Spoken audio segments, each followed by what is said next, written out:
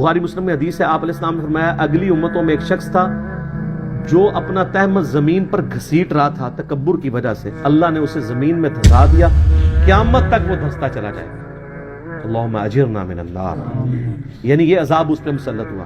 صحیح بخاری میں حدیث ہے، آپ علیہ السلام نے فرمایا مرد کا وہ کپڑا جو ٹخنوں سے نیچے لٹک رہا ہو وہ دوزخ کی آگ میں۔ اللہم اجرنا من النار، آمین۔ صحیح مسلم میں حدیث ہے کہ نبی علیہ السلام فرمایا 3 لوگ ایسے ہیں جن سے قیامت والے دن اللہ تعالیٰ نہ کلام کرے گا، نہ انہیں پاک کرے گا، اور نہ ہی ان کی طرف نگاہ رحمت سے دیکھے گا بلکہ ان کو آگ میں داخل کرے گا۔